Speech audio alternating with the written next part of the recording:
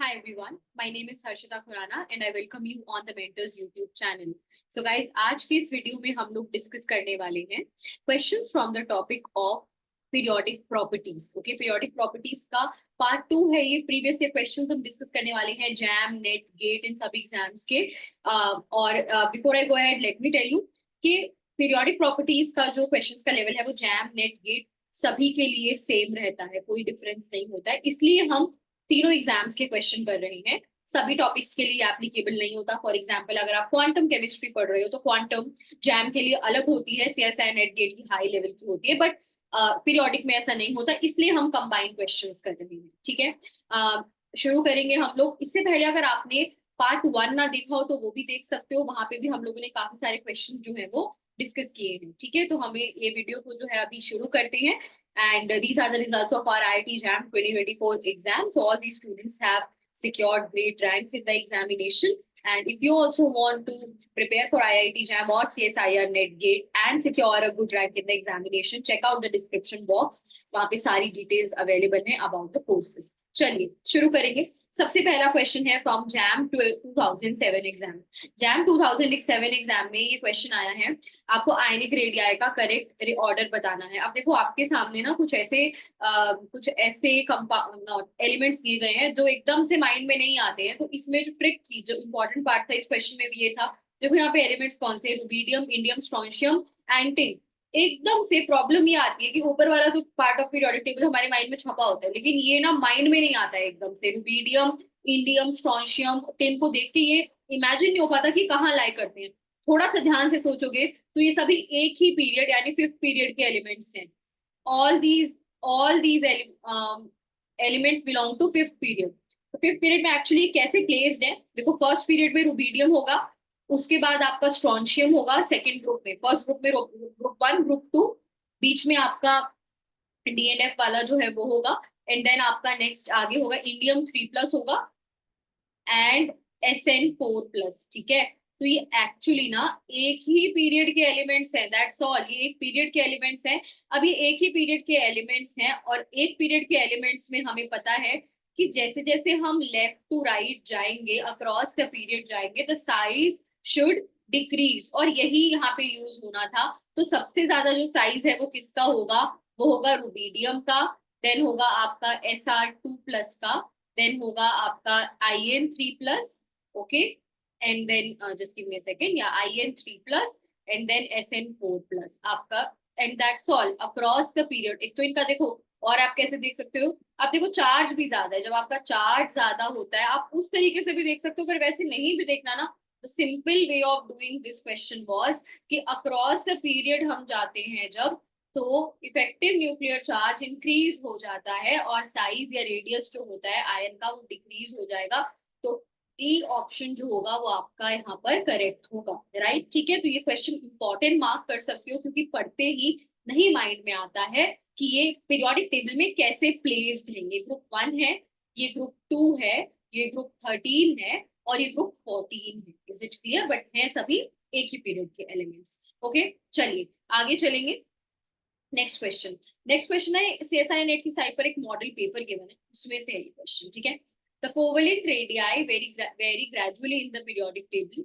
From the orders given below for such radii, आपको correct once बताने हैं, correct order बताने हैं. ये जो रेडियाई यहाँ पे, ये जो आपको सारे यहाँ पर गिवन है उनमें से. अब देखो बहुत ही अच्छा क्वेश्चन है ये. सबसे पहले तो अगर मैं बात करती हूँ, सीरियम से ल्यूटीशियम पूछा है. अगर सीरियम से ल्यूटीशियम की बात करते हैं तो ये ना F ब्लॉक एलिमेंट्स हैं और आपको पता होना चाहिए ये क्या है, F ब्लॉक के एलिमेंट्स हैं. 4F वाले हैं ये एलिमेंट्स, है ना.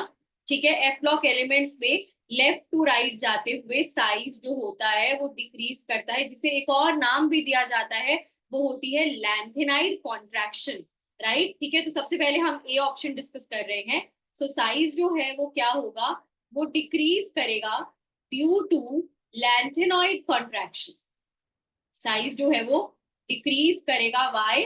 बिकॉज ऑफ लैंथेनाइड कॉन्ट्रैक्शन जो है ना वो डिक्रीज करेगा. लेफ्ट टू राइट जाते हुए हमें पता है कि जैसे मैं लेफ्ट राइट जा रही हूँ, एफ ऑर्बिटल्स में इलेक्ट्रॉन ऐड हो रहे हैं जिनका शील्डिंग इफेक्ट बहुत बुरा होता है. शील्डिंग इफेक्ट अच्छा नहीं होता because of poor shielding effect.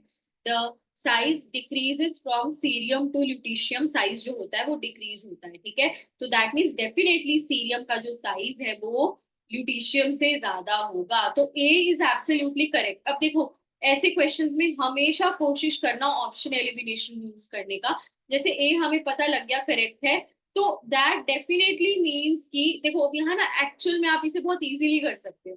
That means कि फोर्थ ऑप्शन हो ही नहीं सकता। फोर्थ ऑप्शन हो नहीं सकता तो एक बार के लिए क्या करो, क्योंकि फोर्थ और अगर आप बाकी सब में देखो तो बी का डिफरेंस है। मतलब फोर्थ ऑप्शन अगर नहीं हो सकता तो तो हमें ये पता चल गया कि बी नहीं हो सकता मोस्ट प्रोबेबली, राइट। ठीक है, तो हम ना पहले दूसरे चेक कर लेंगे। मतलब इस तरह से आपको ऑप्शन एलिमिनेशन यूज करनी आनी चाहिए। जैसे अब स्ट्रोंशियम कैल्शियम की मैं बात करती हूँ, तो ये क्या है सर, स्ट्रोंशियम कैल्शियम की अगर मैं बात करूं तो ये एक ही ग्रुप के एलिमेंट्स हैं, beryllium, magnesium, calcium, strontium, barium. तो ऑब्वियस सी बात है यार, down the group size increase होता है, क्योंकि एन जो प्रिंसिपल क्वांटम नंबर होता है, पीरियड नंबर ही चेंज हो जाता है, शेल नंबर बदल जाता है, right. So strontium is definitely going to be greater than calcium without any doubt. That means मेरा अब देखो ए और सी दोनों सही हैं। इसका मतलब यार अब अगर आप यहाँ से ऑप्शन एलिमिनेशन करोगे ना आप बहुत इजीली कर लोगे। देखो ए एंड सी दोनों सही हैं, तो ये भी नहीं हो सकता मेरा। अब मुझे एक बार डी और देखना पड़ेगा, राइट। अब डी देखना भी मेरे लिए बहुत इजी है, कुछ है नहीं डी में भी। आयोडीन और सिलेनियम है। आयोडीन और सिलेनियम की 16th और 17th ग्रुप के एलिमेंट्स हैं, है ना। तो इसके लिए ना यार पीरियोडिक टेबल में क्या पोजीशंस है ना एलिमेंट्स के पता होना जरूरी है, तभी आप इनको आंसर कर सकते हो। आयोडीन और सिलेनियम की बात करूं तो देखो ऑक्सीजन, सल्फर, सिलेनियम, टेल्यूरियम ऐसे होता है। और अगर मैं फ्लोरीन की बात करूं तो फ्लोरीन, क्लोरीन, ब्रोमीन, आयोडीन होता है। तो ये ना पीरियोडिक टेबल में कुछ ऐसे लाई करते हैं। ये ग्रुप नंबर 16 है, दिस इज ग्रुप नंबर 16, और ये ग्रुप नंबर 17 है। तो ये सेलेनियम और आयोडीन है। तो दैट मीन्स डेफिनेटली जो आयोडीन का रेडियस है ना वो सेलेनियम से क्या है, ज्यादा है। The radius of iodine is greater then that the radius of selenium. ठीक है, तो ऑब्वियस सी बात है ना। अगला पीरियड, नेक्स्ट पीरियड आ गया, ठीक है। So this belongs to second, third, fourth, fifth. Selenium is a fourth period element, iodine is a fifth period element, right. ठीक है, तो सिंपल, वेरी इजी। ठीक है, so oxygen, sulphur, selenium, tellurium, P भी होता है, राइट। तो iodine is definitely, इसका मतलब मेरा जो करेक्ट आंसर होगा, डी भी सही हो गया। तो ए, सी एंड डी मेरे करेक्ट आंसर्स होंगे। बी क्यों नहीं होगा अब आप सोच सकते हो। देखो बी क्या है ना, इफ यू विल सी, तो बी है कोबाल्ट एंड टाइटेनियम। ठीक है, आपको पता होना चाहिए कोबाल्ट जो है वो इधर लाई करेगा और टाइटेनियम इस तरह से लाई करेगा। अलोंग द पीरियड जब मैं जाती हूँ तो आई नो कि साइज डिक्रीज होगा, तो cobalt would be less than titanium. Cobalt का जो साइज है वो, क्योंकि आपका यहाँ पे शील्डिंग इफेक्ट लग रहा होता है डी इलेक्ट्रॉन्स का, राइट। डी इलेक्ट्रॉन्स के शील्डिंग इफेक्ट की वजह से कोबाल्ट का जो इफेक्टिव न्यूक्लियर चार्ज होगा वो ज्यादा होगा, इफेक्टिव न्यूक्लियर चार्ज ज्यादा। तो दैट मीन्स आपका रेडियस जो है वो कम हो जाएगा। तो ए, सी एंड डी आपके करेक्ट ऑप्शंस होंगे। ध्यान से देखा जाए तो उन्होंने एक ही क्वेश्चन में चार अलग अलग कंपैरिजंस करा लिया आपसे। ओके, चलिए सीएसआईआर नेट का मॉडल पेपर से एक क्वेश्चन था। चलिए अब next, okay before I go head, so अगर आप सीएसआईआर नेट गेट की प्रिपरेशन कर रहे हो और 1 ईयर की वैलिडिटी का कोर्स चाहिए जिसमें सब कुछ आपको मिल जाए, then this is the course for you. Achievers 1.0 course आपके लिए 7500 रुपीज इस पे में आपको you will get every single thing. और जनरली आपके जो सीएसआईआर नेट के कोर्सेज होते हैं वो 6 मंथ्स की वैलिडिटी के होते हैं, क्योंकि एग्जाम हर 6 महीने में होता है, बट 6 मंथ्स में सिलेबस पूरा नहीं हो सकता कभी भी। इसलिए 1 ईयर की वैलिडिटी का ये कोर्स है, ताकि आपको एक ही बार पे करना पड़े और आपके जो भी एग्जाम्स आपको देने हैं, चाहे नेट देना है 2 बार देना है, 1 बार देना है, गेट, सभी एग्जाम्स आप इसके साथ इजीली कर सको। ठीक है, कोई और डाउट हो तो सामने नंबर भी है, आप उस पर मैसेज भी कर सकते हो। चलिए आगे चलेंगे। आपको बताना है नेक्स्ट कि गेट 2001 का क्वेश्चन है कि first ionization potential magnesium, aluminium, phosphorus और सल्फर का आपको कंपेयर करना है। अब सबसे इजी तरीका है यार कि आप इनको देखो, ये हमें पता है कि सारे के सारे कौन से ग्रुप के एलिमेंट्स हैं, ये कौन से पीरियड के एलिमेंट्स हैं। अगर ये थर्ड पीरियड के एलिमेंट्स हैं, थर्ड पीरियड एलिमेंट्स हैं, ग्रुप 2, ग्रुप नंबर एल्यूमिनियम जो है ग्रुप 13 से है, और ये 15 से, ग्रुप 16 से। अब हमें पता है अगर मैं अलोंग द पीरियड बात करती हूँ, अगर मैं अलोंग द पीरियड बात करती हूँ, इफेक्टिव न्यूक्लियर चार्ज इंक्रीज होने की वजह से आयनाइजेशन पोटेंशियल जो है वो इंक्रीज होता है अलोंग द पीरियड, राइट। ये लास्ट जो सेशन था उसमें भी हमने ऐसा एक क्वेश्चन किया है। सो अगर मैं आयनाइजेशन पोटेंशियल की बात करूँ ना, तो इट इन क्या होता है, ये डिक्रीज होता है कि इंक्रीज होता है, it increases along the period, ये इंक्रीज होता है। तो आप कहोगे कि मैम फिर तो सल्फर सबसे ज्यादा होना चाहिए, बट नहीं, हमारे पास इलेक्ट्रॉनिक कॉन्फ़िगरेशंस की वजह से कुछ वेरिएशंस भी आते हैं, कुछ एक्सेप्शंस भी आते हैं। जैसे अगर मैं सल्फर और फास्फोरस में कंपेयर करूं, तो फास्फोरस की जो कॉन्फ़िगरेशन है वो 3p3 कॉन्फ़िगरेशन है, और सल्फर की 3p4 एक हाफ फिल्ड कॉन्फ़िगरेशन होने की वजह से सल्फर से ज्यादा होगा इसका आयनाइजेशन पोटेंशियल, क्योंकि ये ज्यादा स्टेबल कॉन्फ़िगरेशन है, तो इसमें से इलेक्ट्रॉन निकालने में ज्यादा एनर्जी लगेगी, आयनाइजेशन पोटेंशियल ज्यादा होगा, तो पी जो है वो सबसे ज्यादा होगा। ठीक है, अब नेक्स्ट हम बात करते हैं मैग्नीशियम और एल्यूमिनियम। सेम एक उसी तरह का लॉजिक होगा यहाँ पे भी। ठीक है, यहाँ मैग्नीशियम का ज्यादा होगा क्योंकि मैग्नीशियम की है 3s2 और इसकी है 3s2 3p1। 3s2 एक fully filled kind of configuration है, क्योंकि एस ऑर्बिटल जो है वो कंप्लीटली फिल्ड है, इसमें से इलेक्ट्रॉन निकालना ज्यादा मुश्किल है as compare to P orbital. तो मैग्नीशियम जो होगा उसका आयनाइजेशन पोटेंशियल एल्यूमिनियम से ज्यादा होगा। दोनों ही जो है मैग्नीशियम और फास्फोरस जो है वो थोड़ा अलग चलते हैं, क्यों? उनका जो वो एक्सेप्शनल केसेस है, why? Because of their electronic configuration stability. Phosphorus के पास हाफ फिल्ड इलेक्ट्रॉनिक कॉन्फ़िगरेशन की स्टेबिलिटी है, मैग्नीशियम के पास जो है वो फुली फिल्ड एस ऑर्बिटल वाली स्टेबिलिटी है। इस वजह से आपका जो फाइनल ऑर्डर होगा वो होगा एल्यूमिनियम का जो पोटेंशियल है it is less than magnesium, which is less than sulphur and which is less than phosphorus. तो आपका जो करेक्ट आंसर होगा दैट विल बी सी। अगर आपको मेरी स्पीड बोलने की थोड़ी तेज लग रही है तो आप स्पीड को थोड़ा स्लो डाउन भी कर सकते हो। मेरा एम है कि हम कम से कम टाइम में ज्यादा क्वेश्चंस कर ले, इसलिए मेरी स्पीड आपको थोड़ी स्लो फास्ट भी लग सकती है, बट आप स्लो डाउन करके सुन सकते हो। ठीक है, चलिए आगे चलेंगे अगले क्वेश्चन पर। अच्छा, आप इस सेशन में एक चीज ध्यान रखना, जैसे ही क्वेश्चन सामने आता है तो मेरा सोल्यूशन एकदम मत सुनने लग जाया करो, पहले क्वेश्चन को देखा करो, उसको खुद ट्राई किया करो, उसके बाद देखो तो बेटर रहेगा। ओके, चलिए आगे अगले क्वेश्चन पे मूव करेंगे। आपको ना इन एलिमेंट्स में ना डिक्रीजिंग, ये नेट का क्वेश्चन है, CSIR नेट का, आपको डिक्रीजिंग इलेक्ट्रोनेगेटिविटी का ऑर्डर बताना है।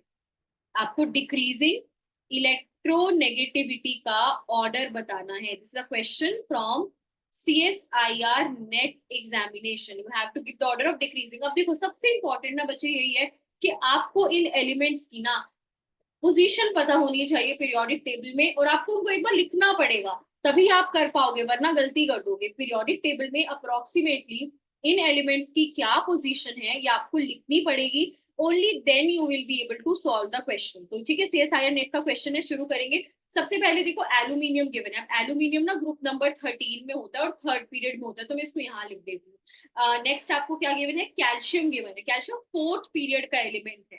ठीक है, तो अगर एल्यूमिनियम यहाँ है तो कैल्शियम एक तो सेकेंड ग्रुप में है, ये 13 ग्रुप में है, एंड देन सेकेंड अगर एल्यूमिनियम में लिखूंगी तो वो यहाँ लिखूंगी, क्योंकि अगर ये थर्ड पीरियड है तो ये फोर्थ पीरियड का एलिमेंट है। ठीक है, इज इट क्लियर? तो कैल्शियम लिख लिया, एल्यूमिनियम लिख लिया। इसके बाद क्या है? यहाँ पे सल्फर है। सल्फर सेम है ना, अगर मैं ग्रुप नंबर 14 लिखूं, 15 लिखूं और 16 लिखूं तो सल्फर यहाँ पे लाई करता है, राइट? और अगर मैं आर्सेनिक की बात करती हूँ तो आर्सेनिक नाइट्रोजन, फॉस्फोरस और आर्सेनिक जो है, सॉरी फॉस्फोरस इसे यहाँ पे लाई करेगा। एक सेकेंड यहाँ पे मैं इसको करेक्ट कर दूं, just give me a second. तो फॉस्फोरस जो है वो यहाँ लाई करेगा, सो फॉस्फोरस यहाँ पर लाई करेगा और आर्सेनिक यहाँ। तो ये तो हुई इनकी positions in the periodic table. Fourth period में है कैल्शियम और आर्सेनिक, और आपका सल्फर यहाँ पर है। तो फॉस्फोरस पूछा नहीं गया, बट मैंने आर्सेनिक की पोजीशन के लिए लिखा है, और एल्यूमिनियम यहाँ पर है। अब आपको ये बात बहुत अच्छे से पता होनी चाहिए यार कि जैसे जैसे हम इलेक्ट्रोनेगेटिविटी होती है वो अलोंग द पीरियड इंक्रीज होती है, ठीक है, और डाउन द ग्रुप डिक्रीज होती है। तो इलेक्ट्रोनेगेटिविटी जो है, पहले ना जनरल ट्रेंड लिखा करो किसी भी चीज का। इलेक्ट्रोनेगेटिविटी जो है वो क्या होती है? अलोंग द पीरियड, क्योंकि हमें पता है फ्लोरीन मोस्ट इलेक्ट्रोनेगेटिव एलिमेंट होता है, तो अलोंग द पीरियड जो है ना, क्या कह रहे हैं हम यहाँ पर? अलोंग द पीरियड जो है वो इलेक्ट्रोनेगेटिविटी इंक्रीज होती है, और डाउन द ग्रुप जो होती है वो इलेक्ट्रोनेगेटिविटी जो है वो डिक्रीज होती है। इलेक्ट्रोनेगेटिविटी जो है वो डिक्रीज होती है, right guys? So along the period electronegativity increases, down the group electronegativity decreases. इसका मतलब अगर मैं बात करती हूँ तो सल्फर की इलेक्ट्रोनेगेटिविटी एक्चुअली सबसे ज्यादा होगी, है ना? सल्फर जो होगी वो मैक्सिमम होगी फॉर श्योर। तो डेफिनेटली मैं ए और सी को कंसीडर नहीं करूंगी अब, ठीक है। जो ए और सी मेरे ऑप्शंस अपने आप कट गए, तो ऑर्डर लगाने वाले क्वेश्चन में तो सबसे पहले आप ऑप्शन एलिमिनेशन किया करो, तो ए और सी अब मेरे कट गए। अब मुझे ना ध्यान से देखना है, तो मैं एक चीज पक्का कह सकती हूँ कि कैल्शियम की इलेक्ट्रोनेगेटिविटी सबसे कम होगी, ये बात मैं, तो अगर मैं यहाँ पे बात, कैल्शियम सबसे कम होगा, क्यों?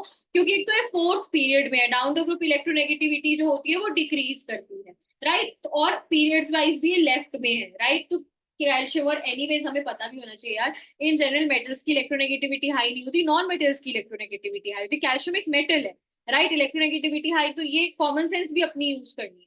तो सल्फर और कैल्शियम आ गया। अब आप ध्यान से देखो, आप ऑप्शन एलिमिनेशन से इजीली करोगे। आर्सेनिक और एल्यूमिनियम में अगर मैं बात करती हूँ डाउन द ग्रुप, क्योंकि क्या होता है डाउन द ग्रुप, तो अब इन दोनों को कंपेयर करना थोड़ा सा मुश्किल है, क्योंकि यार देखो ना, तो यहाँ पे हमारे पास ये एक ही पीरियड में लाई करते, तभी आपसे उनका कंपैरिजन देखो ध्यान से कराया भी नहीं गया है।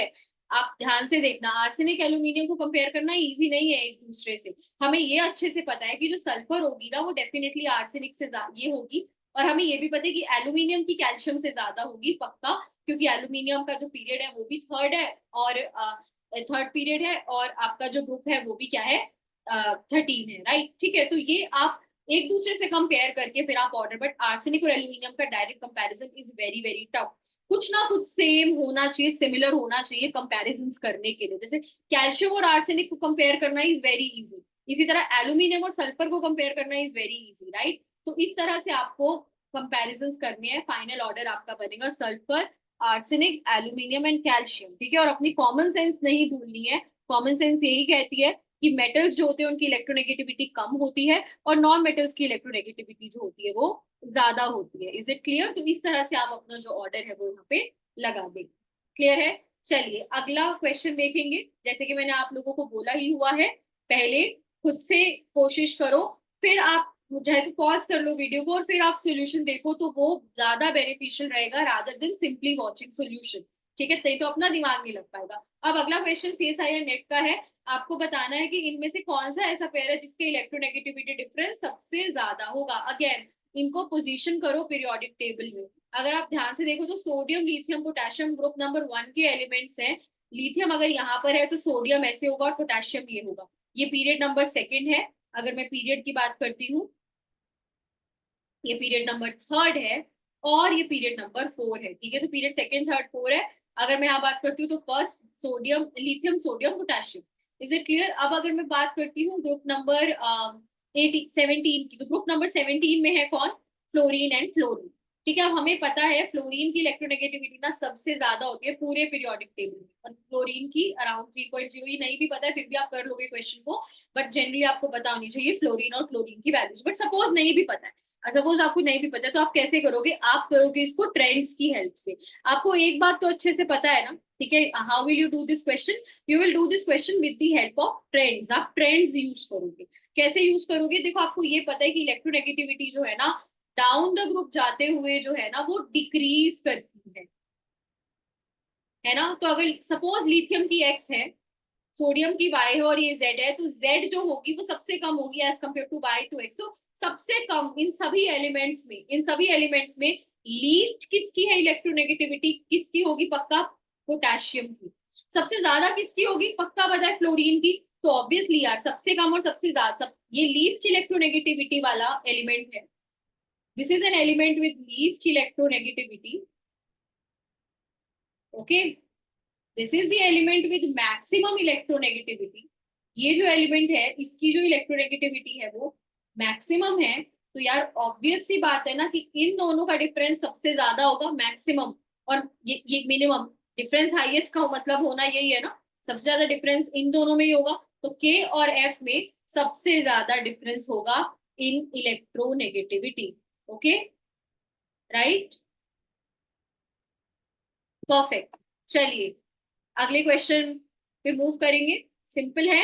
आपको बस सबसे इंपॉर्टेंट यार ये है कि आपको ट्रेंड्स पता होने चाहिए, और पीरियोडिक टेबल में एलिमेंट्स की पोजीशन क्या है ना वो आपको क्लियर होनी चाहिए, दैट्स ऑल, ओके। अगले क्वेश्चन पे मूव करेंगे। So just give me a second. Why is it not moving to the next slide? Okay, next slide. The correct order of size आपको अलग, ये CSIR नेट का question है।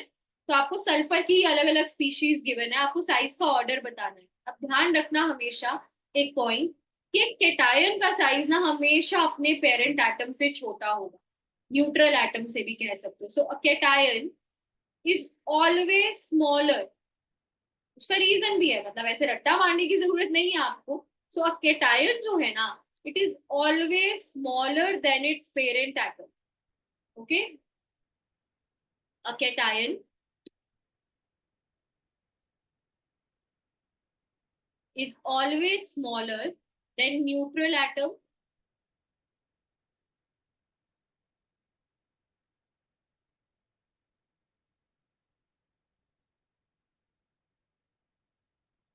और जो एनायन है वो हमेशा लार्जर होगा as compare to neutral atom. An anion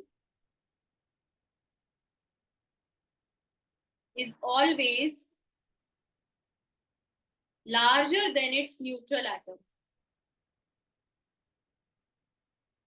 than a neutral atom के कंपैरिजन। Is it clear? ठीक है, तो केटायन जो है वो ऑलवेज स्मॉलर होगा as compare to neutral atom, anion हमेशा ज्यादा। क्यों? क्योंकि एनायन में इफेक्टिव न्यूक्लियर चार्ज कम हो जाता है, सेम अमाउंट ऑफ प्रोटॉन्स के लिए ज्यादा इलेक्ट्रॉन्स, केटायन में same amount of protons in nucleus के लिए कम इलेक्ट्रॉन्स, तो इफेक्टिव न्यूक्लियर चार्ज बढ़ जाता है, राइट। तो अगर मैं इन सब में बात करूं तो सल्फर में एनायन जो होगा वो डेफिनेटली न्यूट्रल से ज्यादा होगा, तो S2 minus is greater than S for sure. ठीक है, अब इन दोनों में बात करूं S2 प्लस और S4 प्लस की, अब हमें पता है कि जितना ज्यादा आपका चार्ज होता है पॉजिटिव चार्ज, मतलब उतने कम इलेक्ट्रॉन्स। मतलब अगर अब आप इनमें कंपेयर करो तो प्रोटॉन्स तो दोनों में 16 है, बट इलेक्ट्रॉन्स इसमें कितने हो गए? प्रोटॉन्स दोनों में 16 है, अगर मैं इलेक्ट्रॉन्स कंपेयर करती हूँ S2 प्लस में कितने इलेक्ट्रॉन्स होंगे? 14 होंगे। और S4 प्लस में कितने इलेक्ट्रॉन्स होंगे? 12 होंगे। तो सेम अमाउंट ऑफ प्रोटॉन्स है, और अगर इलेक्ट्रॉन्स इसमें 14 है और इसमें 12 है, तो पर इलेक्ट्रॉन इफेक्टिव न्यूक्लियर चार्ज जो है वो बढ़ जाएगा ना, किसमें? S4 प्लस में। एंड अगर इसका इफेक्टिव न्यूक्लियर चार्ज जो है ज्यादा है, तो उसका जो रेडियस होगा ना या साइज ऑफ स्पीशीज होगा वो कम होगा। तो S2 minus is greater than S, then आपका आएगा S2 प्लस, एंड देन आपका आएगा S4 plus. Is it clear? तो आई होप ये हमें ना समझ में आ रहा है। Correct order of size S2 minus जो है वो हायर है as compare to S, as compared to S2 plus and as compared to S4 plus। I hope ये क्लियर हो रहा है सबको। ठीक है, तो हमेशा ध्यान रखना कि कैटायन, और रीजन क्या है देखो, ये एक एग्जांपल से आप समझ भी सकते हो। प्रोटॉन सब में सेम है, इलेक्ट्रॉन्स का नंबर सब में वेरी कर रहा है। जितने कम इलेक्ट्रॉन्स होंगे उतना effective nuclear charge on an electron बढ़ जाएगा, और जब भी ईएनसी बढ़ता है तो रेडियस जो होता है या साइज जो होता है वो क्या हो जाता है? डिक्रीज हो जाता है, राइट गाइस। तो ये वाले क्वेश्चंस भी इंपॉर्टेंट होते हैं, काफी बार पूछ लिए जाते हैं। अभी भी कोई भी एग्जाम आप उठा लो तो मोर और less questions ionization energy, electron affinity, इन्हीं प्रॉपर्टीज के अराउंड ही रिवॉल्व करते हैं। ठीक है, अब अगर आप आईआईटी जैम के लिए प्रिपेयर कर रहे हो तो then we have this Utkarsh 1.0 course for you. ठीक है, जहां पर हम लोग ये सारे कंसेप्ट सीखते हैं। तो इस सेशन में हम क्वेश्चंस कर रहे हैं, बट इनकेस आप कंसेप्ट सीखना चाहते हो to completely with complete theory, notes, everything. So we have this Utkarsh 1.0 course for IIT JAM. This is the best ever course available for IIT JAM examination. So definitely, अगर आप prepare कर रहे हो तो make sure that you check this course out on the Mentors app as well as website. Okay?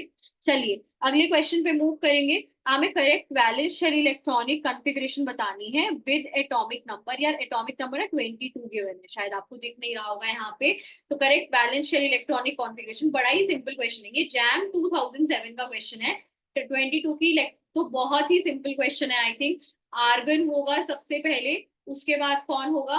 We have, but क्योंकि previous question था इसलिए include कर लिया, अदरवाइज ये क्वेश्चन बहुत सिंपल है, राइट। आर्गन होगा, एंड देन 22 होता क्या है? स्कैंडियम टाइटेनियम होता है, टाइटेनियम होता है ना, तो 4s2 पहले फिल होता है हमें पता है, एंड देन 3d फिल होना शुरू होता है 2। तो ये आपका ए ऑप्शन कंप्लीट हो जाएगा। Very easy and very simple question, इसमें कोई रॉकेट साइंस नहीं है। ठीक है, तो simple valence shell electronic configuration for 22, तो the answer would be A. 2007 JAM का ये क्वेश्चन है। ठीक है, so guys with this we will finish this session. I hope आज के जो क्वेश्चन है आपको अच्छे लगे होंगे। एंड ऐसे ही क्वेश्चंस देखने के लिए द मेंटर्स के यूट्यूब चैनल को सब्सक्राइब कर लो। कोई भी अगर आपको डाउट आता है तो please let me know in the comments, और आप अगर और कौन से टॉपिक्स के प्रीवियस ईयर क्वेश्चंस देखना चाहते हो वो भी मुझे कमेंट्स में जरूर बता दो, सो दैट मैं उन पर्टिकुलर टॉपिक्स के प्रीवियस ईयर क्वेश्चंस भी यहाँ पर द मेंटर्स यूट्यूब चैनल पर आपको अवेलेबल करा सकूं। Thank you so much, guys. I'll see you all in the next video. Till then, keep watching the Mentors YouTube channel and keep learning.